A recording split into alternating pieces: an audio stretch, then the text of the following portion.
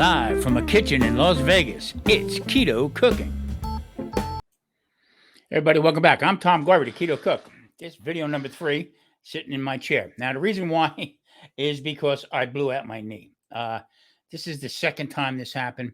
And you know what the problem is? I'm not getting any straight answers from any of the medical people that I'm seeing. Let's put it that way. And something very disturbing came to light. All right. Now, as everybody knows, that I do clean keto. I don't veer off. I don't introduce some other stuff in. Like I call it phony bread or phony sugars. There's no such thing as keto brownies or anything like that. That's the way I do it. So, being a hawk with sugar and carbs and trying to keep my blood glucose down. Stick my fingers or, a little high. I got to cut back on this, cut back on that. Anyway, so I couldn't walk.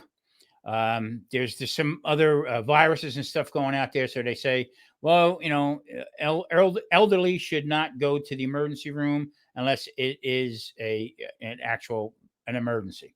So I didn't consider my knee an emergency. So for me to go to the emergency room was like, I'm not going to do it.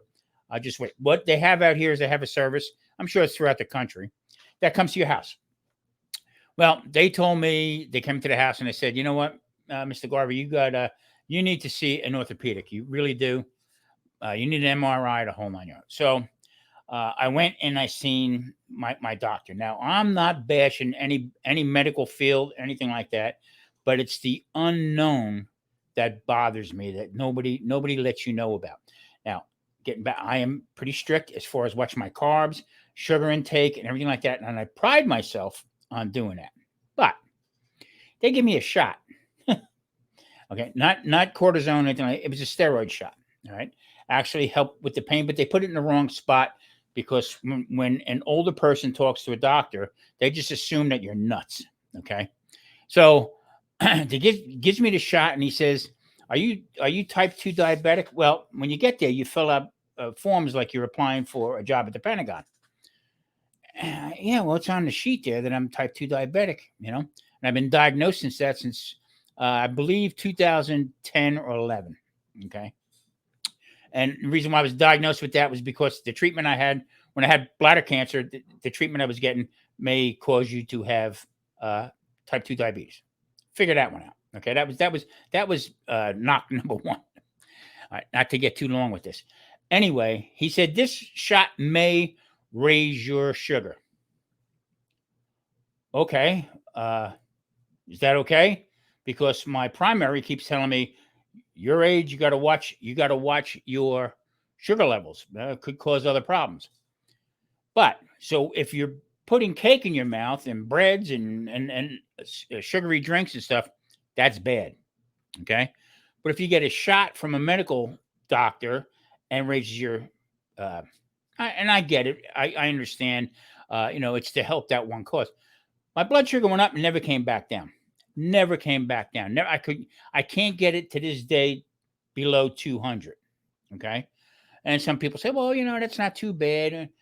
Well, what is it? What's the number? Somebody please tell me what the perfect number is for a guy who's 6 foot and 240 pounds. Please give me the number. Okay. But nobody does. So if you are struggling, okay, with type 2 diabetes and you're looking and your doctor keeps hounding you to lose weight, your A1C is too high, all this stuff, and you're on medication, sit down with your doctor and force him to explain to you which medication may raise your blood sugar. I mean, I'm on that little wheel, spinning around and around and around. Here I think I research as much as I can, but you don't get a straight answer. So if you are into like your 3rd week now with starting keto and you're starting to feel problems, you're starting to feel a little keto flu, oh God, I don't know if I can do this. Relax, take it easy, get through it. A couple days, week tops. Okay. That means you're transitioning from high glucose. Now you're going into ketosis. Okay. So everything's just starting to level off a little bit. So saying that, all right, take your time, nice and easy. I'm going to put up some food that you can eat to help you get through that a little bit. All right. But don't give in. Don't quit. Please don't quit, because you know what? You're gonna actually get yourself much better. I'm telling you, if I wasn't on these other drugs, okay, they gave me prednisone. Okay. And I don't want to be calling any names out and stuff like that. That's known to raise your blood sugar. Okay. So I'm trying to understand why they tell you bread bad, okay, which it is, all right, to a point, and prednisone good. It's there to help you. I don't know. What's the side effects. All right, watch this bunch of clips I put together on stuff that you can be eating if you're like 3 weeks into it and you're starting to feel that keto flu coming on.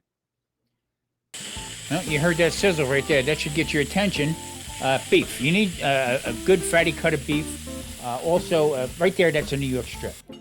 There is New York strip right there. Also, with the butter, don't be afraid of the butter. Use it, please. Shrimp cocktail. Great protein. Great source of zinc and stuff like that that you need. Now, this is riced cauliflower. There's no such thing as cauliflower rice. It's a little joke I got going on. That's like fried rice. It's got spinach and also bacon in it. Okay. There again, the fattier meats are essential right now. That right there is roasted pork, all right, with zucchini and roasted red peppers. Okay, very good for you. Now, zucchini, olive oil, garlic, and butter. Doesn't get any better.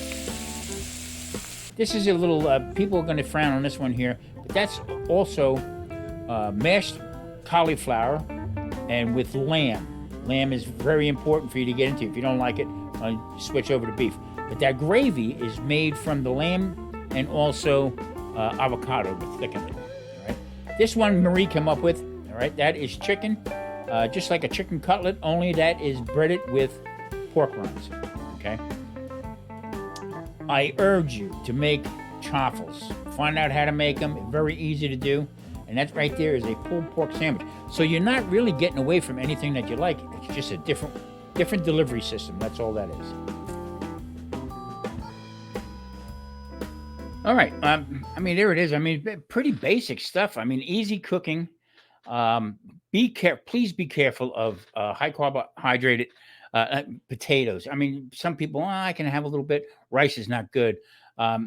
Carrots, anything actually under the ground, any kind of root.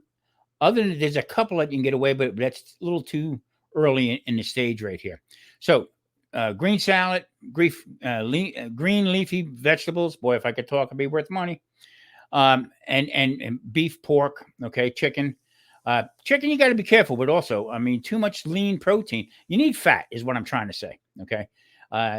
If you're type 2 diabetic and you're really watching your carb intake and watching your sugar levels, if you eat too much protein, lean, non-fatty protein, that can also help raise your blood sugar. So I hope that this series that I'm doing right now, until I can get standing back up by the stove again, and start cooking up stuff. Like I said, there's a lot of videos that I have. Okay. Also watch the false information. Okay. Anybody that's pushing, keto brand, there's no such thing. Okay. It's a marketing ploy. Half the ingredients, if you can't pronounce, it's not good. So, there again, getting a little over my windbag in here. The idea is to eat clean when you first start out. Okay. You can dabble a little bit. So, stick with it. Please stick with it. It's beneficial in the long run. Believe me. All right. Thanks for watching. I'm Tom Garvey, the Keto Cook. Don't quit. Don't quit. Don't give up. Don't ever give up. Take care, everybody.